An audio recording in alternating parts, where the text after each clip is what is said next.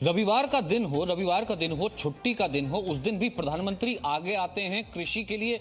तमाम योजनाओं का न केवल उद्घाटन करते हैं बल्कि कहते हैं जो टारगेट रखा गया था वो पूरा भी हो गया है। यानी कि रविवार को भी लगातार पीएम मोदी इस तरीके से काम करें। रक्षा मंत्री सामने आकर के कहते हैं आत्मनिर्भर रक्षा क्षेत्र में भारत को आत्मनिर्भर बनाने के लिए 101 उपकरण अब इंपोर्ट नहीं होंगे, यहीं पर बनाए जाएंगे। लेकिन विपक्ष उसका मजाक बनाता है। सबसे पहले मैं पी चिदंबरम का ट्वीट पढ़कर सुना देता हूं। वो ये कह रहे हैं कि the defence minister promised bang on a Sunday morning and ended with A whimper. यानी कि एक तरीके से मजाक बनाया है कि रविवार को बहुत बड़े प्रॉमिस की कामना की थी, बहुत बड़े प्रॉमिस की उन्होंने बहुत बड़े अनाउंसमेंट का प्रॉमिस किया था, लेकिन निकला देखिए क्या है। उन्होंने कहा है कि ये सब चीजें तो ऑलरेडी इंपोर्ट हो रही हैं, ये जब बनेंगी तब देखा जाएगा। आज इसके बारे में ये कह करके एक तरीके से मजाक उड़ा रहे हैं पी चिदंबरम। रवि त्रिपाठी एक तरफ कृषि में आत्मनिर्भर की बात हो रही है, दूसरी तरफ रक्षा मंत्री 24/7 लगे हुए हैं। वो कह रहे हैं कि देखिए कैसे बात होगी। यानी कि बनिस्पत साथ देते, कुछ पढ़ लेते, देख लेते। सुबह सुबह मजाक बनाने से क्या उनकी ऑडियंस उनके साथ हो जाती है क्या? या भारत में कुछ लोग खुश हो जाते हैं कि देखिए मैं मजाक बना रहा हूं? देखिए, मजाक उड़ाते उड़ाते उनकी पार्टी का हाल आप देख रहे हैं, क्या स्थिति है उनकी पार्टी का। और वो पर्सनल गुस्सा है सरकार से, आप समझ सकते हैं। चिदंबरम साहब जेल से घूम कर आ चुके हैं और तमाम बार वो अटैक करते रहते हैं लगातार। लेकिन अगर ये गुस्सा और ये अगर मजाक उनका अंदाज का फ़ायदा होना होता तो 2019 में उनको फ़ायदा मिल गया होता। 2019 में जो रिजल्ट देखिए चुनाव के, तो उससे पता चलना चाहिए उनको कि क्या सुधार उनको करना है। सरकार तो अलग अलग क्षेत्र में सुधार कर ही रही है। कांग्रेस को भी आत्मनिर्भर होने की ज़रूरत है और उनको भी सुधार करने की ज़रूरत है, क्योंकि लगातार सरकार जो है मोदी सरकार की योजनाओं को देखिए तो वो सुनते नहीं है किसी की। एक प्लान बनाते हैं और प्लान के हिसाब से इंप्लीमेंटेशन शुरू हो जाता है। एग्रीकल्चर सेक्टर की बात कीजिए, मैं एग्रीकल्चर कवर करता रहा तो क्या क्या काम नहीं हुआ। नीम कोटेड यूरिया से शुरू होकर सॉयल टेस्टिंग लैब लाया गया कि जमीन के मिट्टी के टेस्ट कर किस जगह की मिट्टी किस तरह की फसल उपजा सकती है, उस तरह के टेस्टिंग का प्रावधान किया गया। फसल बीमा योजना लाया गया। क्या मतलब एग्रीकल्चर सेक्टर में लोगों किसानों को किसान सम्मान निधि उनको पैसा दिया गया। ये जो बिचौलिए की समस्या थी, सबसे बड़ी किसानों के साथ समस्या थी, किसान उपज तो करता है अच्छा लेकिन उसको उसके उपज का पैसा नहीं मिलता है। तो बिचौलिया कैसे खत्म किया जाए, प्रधानमंत्री की जुबान से भी आप सुन रहे थे कि बिचौलिए को खत्म करना है। किसान डायरेक्ट अपनी चीजें बेच सके। तो तमाम चीजें इधर मामले में हो, चाहे आप डिफेंस सेक्टर में रक्षा की योजनाओं को चैलेंज करते हुए प्रोडक्टिविटी तो गिनवा देते हैं कि प्रॉमिस कुछ किया था, निकला कुछ और। यहां पर कृषि की योजनाओं को कहते हुए प्रधानमंत्री का मजाक तो बना देते हैं। रविवार के दिन खुद क्योंकि आ चुके इससे पहले से, मुझे एक बात बताइए कि खुद की क्या प्रोडक्टिविटी है? संडे को कम से कम यही बता दे दुनिया को कि अगर इनकी प्रोडक्टिविटी नहीं है तो मेरी क्या प्रोडक्टिविटी है। मैं इसको थोड़ा सा और बड़ी लकीर खींचता हूं। रवि त्रिपाठी हमारे साथ बने रहिएगा। शहजाद हमारे साथ हैं, अनुराग भदौरिया हमारे साथ हैं, हमारे साथ सुबुई खान नजर आ रही हैं, सोहेल कादरी हमारे साथ मौजूद है और साथ ही साथ हमारे साथ पयोधी तो नजर आ ही रही है। बात यह है, लकीर आगे बड़ी यहां से होती है पयोधी कि क्या राम से दिक्कत नहीं है, राम राज्य से दिक्कत है। आत्मनिर्भर होते भारत से, कृषि में हो चाहे रक्षा में हो या इसके बाद जो बाकी प्रॉमिसेस हैं उसकी तरफ अगर हम ले जाते हैं, क्या दिक्कत उससे है? सबसे बड़ी बात यह भी है शहजाद, मैं चाह रही हूं कि आप शुरुआत कर दें इसकी, क्योंकि अभी हम चिदंबरम का जब ट्वीट पढ़ते हैं उसके बाद मैं ये कह रही हूं कि हमने राम राज्य की बात की। राम राज्य की तो शुरुआत थी कि रक्षा मंत्री जब ये कहते हैं कि आत्मनिर्भर कैसे रक्षा का क्षेत्र हो रहा है, किसानों को लेकर कृषि क्षेत्र में किसानों को कैसे आत्मनिर्भर बनाना है। राम राज्य में सब तो था, कोई छोटा नहीं कोई बड़ा नहीं, सबका विकास होगा। फिर किस बात की दिक्कत? आपकी बात बिल्कुल सही है। राम मंदिर का आगाज मोदी लाएंगे राम राज, और किस तरीके से दोनों के बीच में पैरेलल ड्रॉ करता हूं। राम राज्य में क्या था?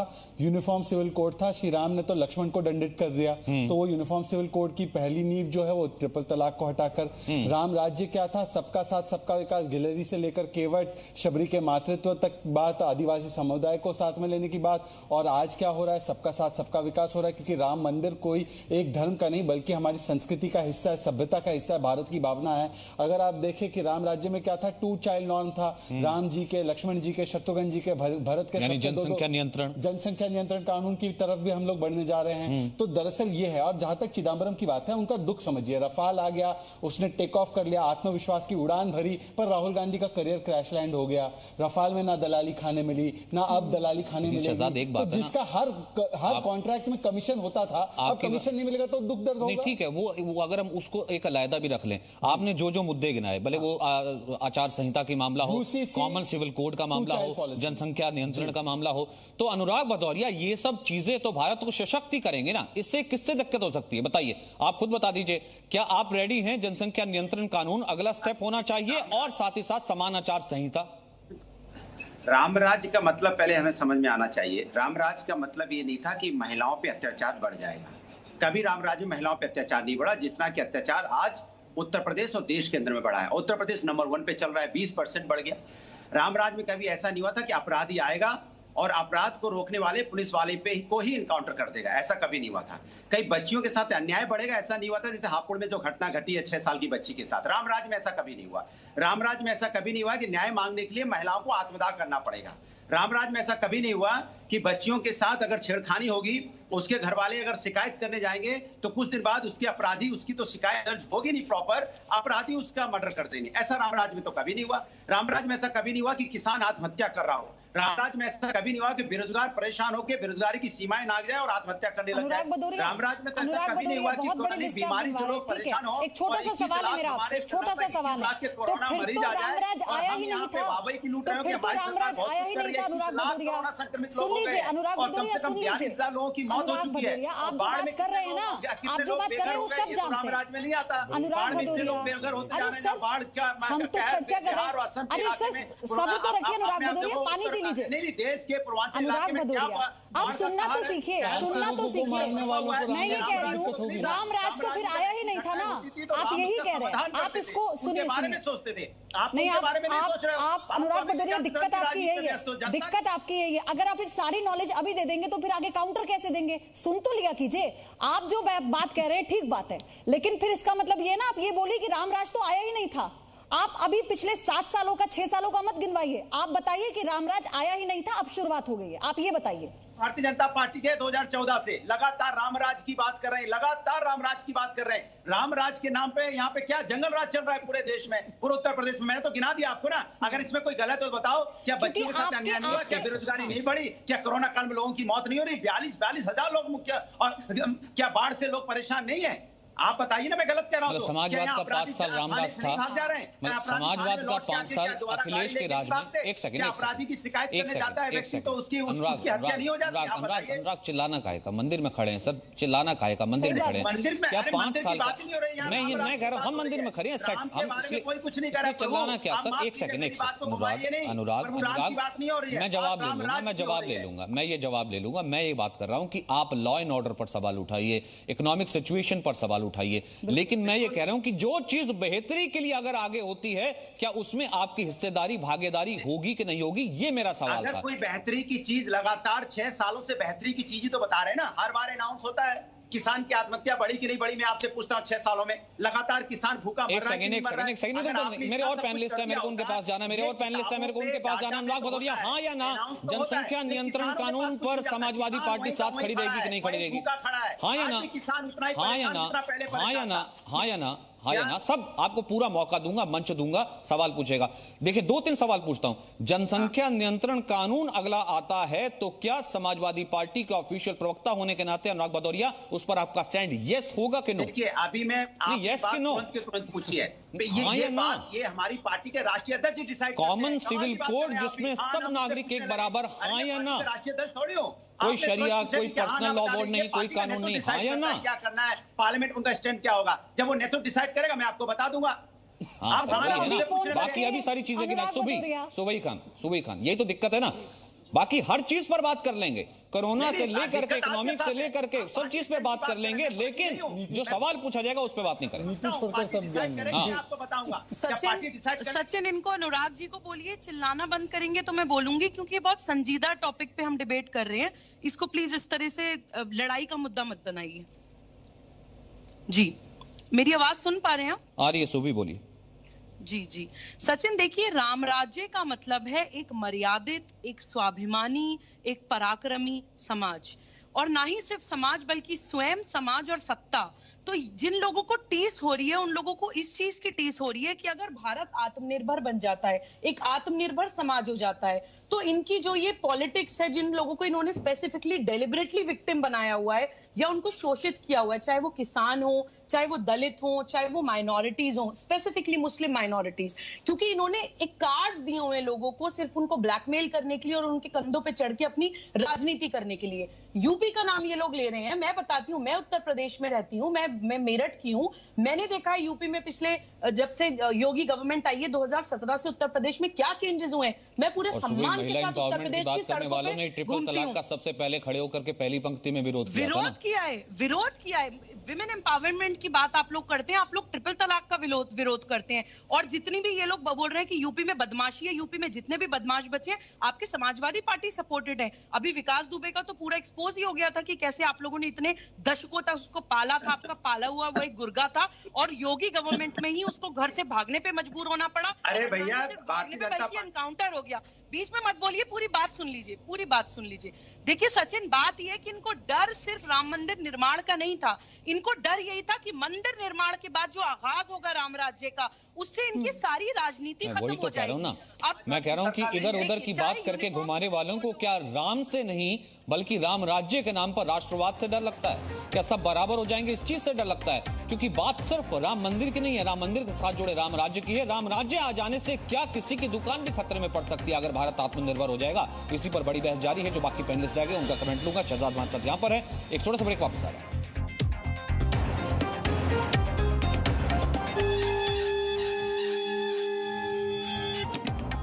राम मंदिर के बाद ये है राम राज्य का अभियान। क्या इससे भी किसी को दिक्कत हो सकती है? सवाल हमारे यही है। बिल्कुल, राम राज्य से आखिर क्यों इतना डर है और कैसे बनेगा राम के आदर्शों वाला भारत? सवाल ये है। पूरा पैनल हमारे साथ जुड़ा हुआ है। सईदुल कादरी, में सीधा आपके पास आ रही हूँ सर। सवाल मेरा ये कि जब बात राम राज्य की होती है तो फिर भी ये विरोधी सुर क्यों उठ रहे हैं? अब तो राम राज्य की शुरुआत का समय है, सबको मिलकर इसमें भागीदारी निभानी है, लेकिन अभी भी ये क्यों कहा जा रहा है कि अगर हमें मौका मिल जाए तो मंदिर हटेगा और मस्जिद आएगी? क्यों वैसे ये कहते हैं कि जनसंख्या नियंत्रण कानून तो मुसलमानों को टारगेट कर रहा है? क्या सिर्फ एकमात्र अब सिर्फ राजनीति ही जरिया बचा है और कुछ नहीं? आपने मुझे इस पर मौका दिया, आपका शुक्रिया। सबसे पहले हम देखिए, आप हमारा मुल्क बनके 70 साल गुजर गए और ये 70 साल के दौरान में हमारे तमाम तजुर्बात हमारे सामने हैं, एक्सपीरियंस है हमारे सामने, और हमारे सामने सारी स्टडीज मौजूद हैं, रिपोर्ट्स मौजूद हैं। और आप उस स्टडीज और रिपोर्ट्स को अगर गौर से देखें तो जो बाबा साहब अम्बेडकर जी ने जो हमको कानून दिया, जो दस्तूर दिया, जो कॉन्स्टिट्यूशन दिया, उसको पूरी राइटली स्पिरिट के साथ अगर उसको इम्प्लीमेंटेशन कर दिया जाए तो मैं समझता हूँ हिंदुस्तान का हर शहरी खुशहाली से गुजारेगा। वो मुसलमान होगा या दलित होगा या पिछड़ा होगा या ST SC से होगा कि या कोई दूसरे मजहब से ताल्लुक रखता होगा, हर एक को इंसाफ मिलेगा और सही माने में वो हिंदुस्तान में तरक्की होगी, कामयाबी होगी। अगर मैं गलत नहीं हूं तो आप बाबा साहब के उस सपने की बात कर रहे हैं ना, जिसमें समान आचार, कॉमन सिविल कोड हो, जिसमें कोई शरिया, कोई पर्सनल लॉ, कोई हिंदू लॉ ना हो, सब एक बराबर। आप यही हुआ ना? अगर बाबा साहब चाहते इस तरह से करना तो बाबा साहब उसी में लिख देते फौरन, लेकिन बाबा साहब जानते थे। आर्टिकल 44 में बकायदा लिखा है सर, वो मेंशन है। आर्टिकल 44 आप जो बयान कर रहे हैं उसके अंदर ये नहीं कहा कि मुसलमानों की शरीयत को मिटा दिया जाए और एक कानून ला दिया जाए। तो फिर संविधान ऊपर कैसे हुआ? फिर तो शरीयत ऊपर हुई ना? नहीं, हर एक मजहब पे अपने चलने की आजादी। नहीं, संविधान ऊपर है कि शरीयत ऊपर है? देखिए, मुझे मेरे मजहब पे चलने की पूरी इख्तियार कॉन्स्टिट्यूशन ने ही दी है, उसी दस्तूर के हक को दी है। संविधान ऊपर है, शरीयत ऊपर है। शरीयत का कानून सब पहले या संविधान का?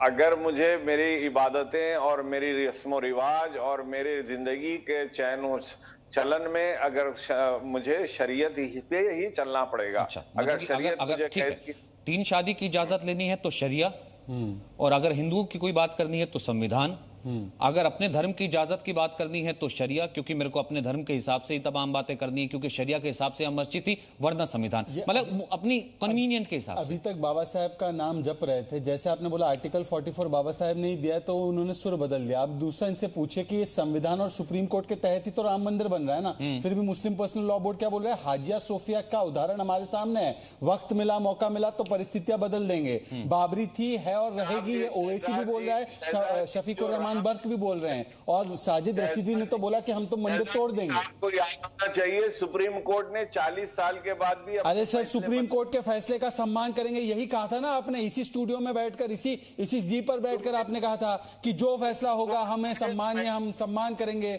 आज फैसला आ गया तो आपने सुर बदल दिए, तब आपका शरिया ऊपर हो गया, संविधान पीछे चला गया। सुप्रीम कोर्ट के फैसला के एहतराम में ही तो हम धरना नहीं दे रहे हैं। मुस्लिम पर्सनल लॉ बोर्ड को कंडेम कीजिए, खंडन कीजिए उनका, कहिए ना कि गलत है आप। अभी देखिए करेंगे आपको क्या लगता है? देखिए कितने, ये बिल्कुल, ये तो बहुत लिबरल मुसलमान हमेशा मेरे साथ बैठते हैं। कीजिए सर, जरा आज शहजाद को जवाब दे दीजिए। मुस्लिम पर्सनल लॉ बोर्ड ने जो कहा है कि ये इस्लामी तारीख का उन्होंने हवाला दिया। क्या हवाला दिया? तुर्की में एक मस्जिद को म्यूजियम बना दिया गया था, 100 साल तक वहां पर म्यूजियम थी, और आज वहां पर जो है वहां की सुप्रीम कोर्ट ने उस म्यूजियम को फिर से मस्जिद बनाने का हुक्म दे दिया। तो वही धमकी दे रहे हैं ना आप भी, तो वही धमकी जो मुस्लिम पर्सनल लॉ बोर्ड ने धमकी दी हाजी और सोफिया की, वही धमकी आप भी कह रहे हैं ना। सैदुल कादरी, आप इसको ऐसे क्यों नहीं समझते हैं सर? आप इसको ऐसे क्यों नहीं समझते हैं कि पहली बात तो तुर्की और हिंदुस्तान में बहुत अंतर है, दूसरी बात है कि ऐसे कई मुस्लिम इस्लामिक कंट्रीज थी जहां पर 3 तलाक को लेकर सख्त कानून था, बैन था। 22 ऐसी मुस्लिम कंट्रीज हैं जहां पर जनसंख्या नियंत्रण कानून है। आप इस चीज को, आप उन देशों से इन चीजों को नहीं लेंगे। मुखालफत छोड़िए, नहीं, ये तो बाकायदा उसका सपोर्ट कर रहे हैं। नहीं शहजाद, एक किस्म से अगर देखा जाए तो, नहीं, एक किस्म से नेशनल टेलीविजन पर बैठ करके सुबह, शहजाद मैं आपका कमेंट लेता हूं, ये तो सपोर्ट किया ना जब इन्होंने कहा कि all India Muslim personal law board ने उस चीज का उदाहरण दिया टर्की का हाजिया साफिया मामले में कि वहां पर मस्जिद को म्यूजियम बनाया गया, यानी कि सुप्रीम कोर्ट के फैसले के बाद जो है ये कहा गया कि यहां पर मंदिर था, मंदिर बना है, जो ये कहते थे पहले मस्जिद है, मुकदमा लड़े ये, और उसके बाद उसे मस्जिद बना दिया गया। तो वही धमकी तो यही दे रहे हैं। फिर क्या फर्क हुआ इनमें और all India Muslim personal law board में कि दोबारा ये यहां पर मस्जिद बना देंगे?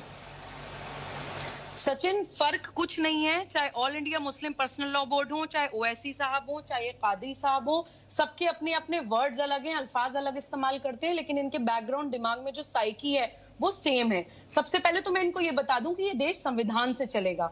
शरिया अगर आपको माननी है तो आप जाके किसी इस्लामिक स्टेट में जाके रह सकते हैं, वो आपका अपना पर्सनल डिसीजन है। अगर आपको इस भारत में रहना है, ये एक डेमोक्रेटिक कंट्री है, ये संविधान से चलती है। पर्सनल आपका फेथ, अल्लाह के साथ जो भी रिलेशनशिप है आप उसको मानिए, लेकिन जब आप समाज में आते हैं, समाज में बहुत सारी चीजें जो होती हैं वो पब्लिक डीलिंग होती है। ट्रिपल तलाक, हलाला कोई आपका पर्सनल मैटर नहीं है, वो एक अपराध है, वो एक क्राइम है, आईपीसी में पनिशेबल ऑफेंस है। तो आपकी शरिया का कोई भी कानून अगर हमारे संविधान से क्लैश करता है तो माफ कीजिएगा, वो बिल्कुल नहीं माना जाएगा। आपको बुरा लगता है तो आपको बुरा लगे। दूसरा, राम राज्य की बात सचिन उन्हीं लोगों को बुरी लगती है जो समाज को एक सूत्र में बनने नहीं देना चाहते, जो इस समाज को सिर्फ बांट के अपनी राजनीति करना चाहते हैं, किसानों की, दलितों की, मुस्लिम माइनॉरिटी की राजनीति करते हैं। एक मैं आपके चैनल के माध्यम से मुस्लिम्स को मैसेज देना चाहती हूँ कि माइनॉरिटी तो इस देश में जैन भी है, सिख भी है, पारसी भी है, ये हमेशा मुस्लिम माइनॉरिटी की बात ही क्यों करते हैं? क्योंकि मुस्लिम सेकंड मेजॉरिटी है, मुसलमान इनके लिए सिर्फ वोट बैंक है, हेड काउंट है। मुसलमान को ये सोचना चाहिए कि अगर ये लोग मुसलमान के इतने हितैषी होते हैं, पॉलिटिकल पार्टीज, कम से कम ये तो हो सकती है, कम से कम यहाँ के जो मुस्लिम है कि ये मुस्लिमों की आवाजें नहीं हैं, ये कुछ ऐसी आवाजें हैं जो मुस्लिमों के नाम पर सिर्फ अपनी वोट बैंक की राजनीति करते हैं। तो अनुराग भदौरिया, इसमें तो कोई डाउट नहीं हो सकता ना कि एक तरफ अखिलेश सुबह सुबह मंदिर भूमि पूजन से पहले ट्वीट करें, राम को आराध्य माने और प्रणाम करें, और कुछ ही देर बाद सैफुद्दीन बर्क आकर के कह दें कि देखिए मस्जिद थी, मस्जिद है, मस्जिद रहेगी, नस्लों को मस्जिद बताऊंगा। आपने की कोई कार्रवाई?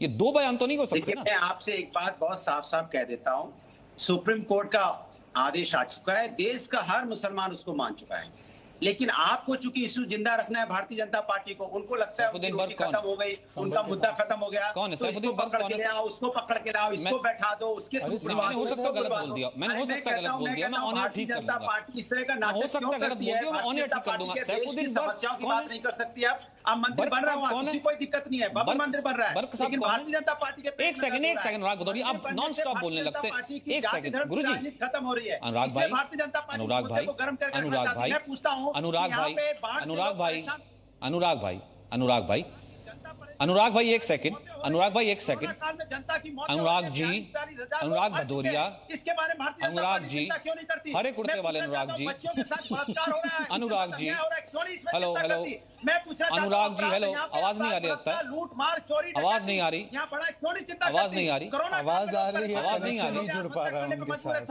Hello, hello. एक काम नहीं कीजिए, आ रही। ये वन अनुराग ये बदौरिया को देखिए, नाम कर दीजिए। ये वन साइडेड ट्रैक है, वन साइडेड ट्रैक है। सैफुद्दीन बर्क इनको याद नहीं आएगा और पूरी भाजपा की लिस्ट सुनवा मैं इनका बयान दिखा देता हूँ, एक बार जनता को मैं बयान दिखा देता हूँ। इनका नाम है शफीकुर रहमान बर्क। हाँ। ये सांसद है संभल के। मैं वाइट प्ले भी कर सकता हूँ पर विरोधी चैनल का, इसलिए मैं नहीं करना चाहता। उन्होंने बोला कि बाबरी थी, है और रहेगी। ये वही व्यक्ति है जिन्होंने ये भी दिव्य ज्ञान दिया था कि अल्लाह के पास हम पूजा करेंगे तो हमारा कोरोना मिट जाएगा। ये वही व्यक्ति है। तो ऐसे दिव्य ज्ञान देते रहे। अब अनुराग भदौरिया अगर इस पर जवाब देते हैं तो ठीक है, वरना मैं अगले गेस्ट पर चली जाऊंगी। इतना टाइम आप अगले केस में चले जाइए, क्योंकि मैं आपसे बोल रहा हूँ कि भारतीय जनता पार्टी एजेंडा चला रही है, सर, आप पूरे अपना देश में स्टैंड एजेंडा क्लियर चलाना कीजिए चाहती है, ना। क्योंकि वो अनुराग चाहती है कि भदौरिया, देश के अंदर में जनता की बर्क साहब समस्या की बीजेपी बात के नहीं हो एजेंट है। पाए, चाइना के बॉर्डर की बात ना हो पाए, संभल से समाजवादी के सांसद समाजवादी से लड़े काम बीजेपी के लिए करते हैं। मैं ये मानूं अनुराग भदौरिया आप कह रहे हैं, आर्थिक तंगी से लोग जूझ रहे हैं, उसकी बात ना हो आप पाए, ये लोग कह रहे हैं अनुराग आत्महत्या कर रहे हैं, भदौरिया, उसकी बात ना हो पाए, भदौरिया इधर-उधर साहब, की बातें करके अनुराग सारा समय भदौरिया। खा जाओ। ये भारतीय जनता पार्टी की राजनीति। अरे सर, वो ठीक है, आप और गरियाइएगा ना, जनता भारतीय जनता समझती पार्टी को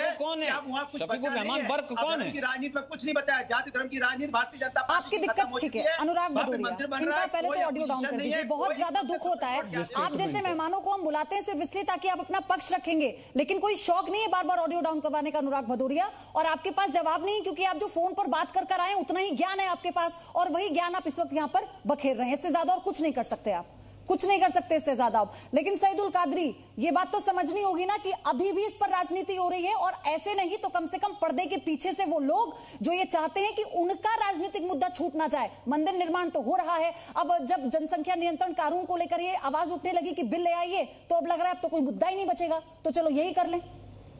देखिए, पॉपुलेशन कंट्रोल की जहां तक बात है कि मैंने अभी जैसा कहा कि 70 साल की हमारी स्टडी है कि जहां पर भी एजुकेशन के जो पैरामीटर्स हैं वो जहां पर ऊपर गए हैं, वहां पर अच्छा हुआ है।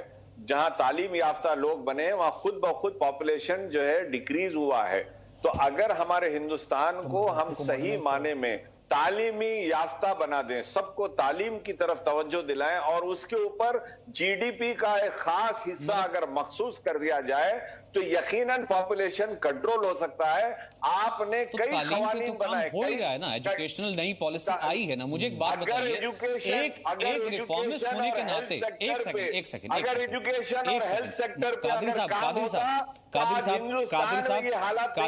कादरी साहब, एक आम आपके शहरी फॉर्म जिम्मेदार, में एक सेकंड, डेली- मेरा सवाल सुनिए।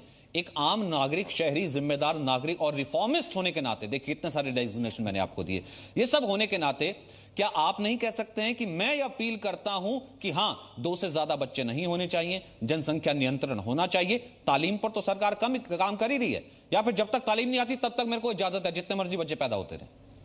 अरे 70 साल गुजर गए सर। आप ये बात ध्यान से देखिए कि आज भी हमारे पास स्कूलों के जो गवर्नमेंट स्कूल्स हैं वहां पर सही माने में उनकी बिल्डिंग्स मौजूद नहीं है। आज कितने करोड़ों जो है बच्चे हैं जो 10 तक पढ़ते नहीं है, रास्ते में जो है अपनी पढ़ाई छोड़ दे जाते हैं। तो नियंत्रण होना चाहिए ना, संसाधन, जब हमारे पास संसाधन ही नहीं है, जब संसाधन ही नहीं है तो पॉपुलेशन तो कंट्रोल होना चाहिए ना। जो सारा जो पैसा हम जो है दूसरे चीजों में खर्च कर रहे हैं, सबसे पहले हेल्थ सेक्टर पे और एजुकेशन पे अगर करें तो हमारा हिंदुस्तान की हालत बदल जाएगी। लेकिन पॉपुलेशन बढ़ती रहे, हम चीन को कुछ आने वाले सालों में पीछे कर दे पॉपुलेशन के मामले में, और बढ़ी हुई पॉपुलेशन के लिए आप बना लीजिएगा चौड़ी सड़कें, आप बना लीजिएगा अस्पताल, आप बना लीजिएगा स्कूल, आप कह रहे हैं कि विकास ऐसे होगा देश का, आप उसी राम राज्य की बात कर रहे हैं। बल्कि स्कूल बनने से काम बनेंगे। अरे सर, मैं अपने ऊपर कुछ कंट्रोल ना करूं, सुबह खान, अपने ऊपर कुछ कंट्रोल ना करूं, पॉपुलेशन में बढ़ाता चला जाऊं, मेरी कोई जिम्मेदारी नहीं है, सब जिम्मेदारी सरकार की कि वो स्कूल बनाता चले। मतलब करोड़ों करोड़ पॉपुलेशन, हर रोज 70,000 बच्चा पैदा हो रहा है, फिर भी देखिए एक लफ्ज नहीं निकलता कि नहीं जनसंख्या नियंत्रण होनी चाहिए। इतनी क्या मजबूरी? सुबह सचिन, अंग्रेजी की एक कहावत है, शिफ्टिंग द गोल पोस्ट, ये लोग वो करते हैं कि आप जब इनके किसी सवाल का जवाब दे देंगे तो ये दूसरे की बात करने लगेंगे, एप्पल्स एंड ऑरेंजेस को कंपेयर करने लगेंगे। आप यूनिफॉर्म सिविल कोड की बात करेंगे, ये हेल्थ की बात करने लगेंगे। तो देखिए, पहले तो मैं इनको ये जवाब दे दूं कि एजुकेशन पे आप कह रहे हैं कि प्रेजेंट गवर्नमेंट काम नहीं कर रही है। कादरी साहब को स्पेसिफिकली इन्हीं की कम्युनिटी का एग्जाम्पल दे देती हूँ। मदरसा मॉडर्नाइजेशन के एजुकेशन पे काम करना नहीं है, मदरसा मॉडर्नाइजेशन में एनसीईआरटी का सिलेबस लागू करना के मुसलमानों की पढ़ाई लिखाई पे काम करना नहीं है। आप एक तरफ प्रॉफिट का गान गाते हैं, अगर आप प्रॉफिट की उम्मत हैं तो प्रॉफिट तो इल्म की बात करते थे। आप ज्ञान परंपराओं को खत्म करने वाले, यूनिवर्सिटी जलाने वाले आक्रांताओं के गुणगान करते हैं। प्रॉफिट महिला सम्मान की बात करते थे, विमेन राइट्स एस्टैब्लिश किया करते थे। और आप लोग ट्रिपल तलाक, हलाला, बहुविवाह, इस तरह की प्रैक्टिसेस को प्रमोट करते हैं। प्रॉफिट बोलते थे कि भारत से मुझे, हिंद से मुझे इल्म की, सुकून की ठंडी हवाएं आती हैं। और आप सारी भारत विरोधी मानसिकताओं के साथ खड़े रहते हैं। तो देखिए, जिन पॉलिटिकल पार्टीज को आप सपोर्ट करते हैं, मुसलमानों को रहनुमा समझते हैं, उन्हीं के हाथ में 70 सालों से मुसलमान था। तो ये सोचिए कि आज भी वीक क्यों है। ये लोग मजबूत होते जा रहे हैं और आप लोग आज भी नियंत्रण पे फल पूछा सब्जी जाए बेच रहे हैं। तो उस पे अपनी साफ राय रख दीजिए। साफ राय रखने में एक कम्युनिटी को इतना ज्यादा दिक्कत क्यों होती है? देखिए, एक ही बात कहूंगा मैं, सुबह की बातों को आगे ले जाते नहीं हुए, करेंगे। सुबह की बातों को आगे ले जाते हुए आप देखिए, जब तक जनसंख्या नियंत्रण नहीं करेंगे और एजुकेशन सब तक पहुंचे उसका इंतजार करेंगे, जब तक ये एजुकेशन पहुंचेगी जनसंख्या कितनी बढ़ और जाएगी। जनसंख्या नियंत्रण, माफ कीजिएगा, आप भी तो मुसलमान हैं, जनसंख्या नियंत्रण का मुसलमानों से क्या लेने देना? किसी और सबके लिए होगा, कोई ऐसा थोड़ी होगा कि सिर्फ एक समुदाय के लिए होगा। दूसरी बात ये कह रहे कि एजुकेशन की बात है ना, तो कह दीजिए मौलाना साहब से कम ये कह दे कि मदरसों के आधुनिकीकरण के लिए, साथ में मदरसों में आधुनिकीकरण होगा, वहां पे एजुकेशन अच्छी पहुंचेगी तो उससे भी काम हो जाएगा ना। तो वो कम से कम उसका समर्थन कर दे। ना वो जनसंख्या नियंत्रण का करेंगे, ना वो मदरसे के आधुनिकीकरण का करेंगे, क्योंकि ना कॉमन सिविल कोड का करेंगे। मैं बताऊं क्यों, सबके है श्री राम, पर इनको करना है हिंदू मुस्लिम संग्राम। और जब तक ये हिंदू मुस्लिम संग्राम नहीं करेंगे, इनकी दुकानदारी नहीं चलेगी। ठीक है, सैदुल कादरी इसका जवाब दीजिए। और सर, मेरा सवाल ये है आपसे कि क्या आपको नहीं लगता कि अब वो समय आ गया है, जो देश में मुसलमानों की अगर हालत है जिसका ढिंडोरा आप लोग पीटते हैं छाती पीटते हुए, कि अब उनके लिए काम कर लें? अगर आप यहाँ पे प्रतिनिधि बनकर खुद को बैठे हैं, ये मानकर कि आप सारे मुसलमानों की बात रखने आए हैं, सर अब वक्त आ गया ना, शिक्षा के क्षेत्र में जिसकी आप बात कर रहे थे, और स्वास्थ्य के क्षेत्र में, हर क्षेत्र में। सर मैडम, मुझे अच्छे से इसका जवाब देने दीजिए। मुझे सुबई जी की भी बात करना है और शहजाद जी का भी जवाब देना है। सबसे पहली बात है कि मुसलमानों को जो सेक्युलरिज्म के नाम पर हमको धोखा दिया गया, हमारे जो है काम नहीं बने। मैं ये कहूंगा कि मेरी नमाजे जनाजा पढ़ी है गैरों ने, मरे थे जिनके लिए वो रहे वजू करते। तो ये सेक्युलरिज्म के नाम से हमको धोखा दिया गया, हमारी तालीमी पसमानदगी को दूर नहीं किया गया। एक एग्जांपल दे सकते हैं? एक एग्जांपल दे सकते हैं सईद भाई? एक एग्जांपल कमेटी हो या रघुनाथ मिश्रा कमीशन हो या महमूद रहमान कमेटी के जितने रिपोर्ट्स आए, सब ने ये बताया कि मुसलमानों की पसमानदगी हुई है, तालीमी हिसाब से नौकरियों में नहीं है, तालीमी मुकाम पे नहीं है। मदरसा मैं मॉडर्नाइज ना करने दूं, जनसंख्या नियंत्रण मैं ना करने दूं, स्कूल में मैं ना भेजने दूं, ट्रिपल तलाक मैं ना लाने दूं, महिलाओं को बराबरी का हक मैं ना करने दूं, हलाला जैसी कुप्रथा होते हुए भी मैं उसको एक्सेप्ट ना करूं, फिर मैं कहूं कि मैं सरकार पे ठीकरा फोड़ रहा हूं। सर, कुछ तो आईने में देखना पड़ता ना, खुद तो भीतर झांकना पड़ता है कभी कभार। मैं उसी रिट्रोस्पेक्शन की सिर्फ बात करता हूं। छोटा सा ब्रेक, वापस।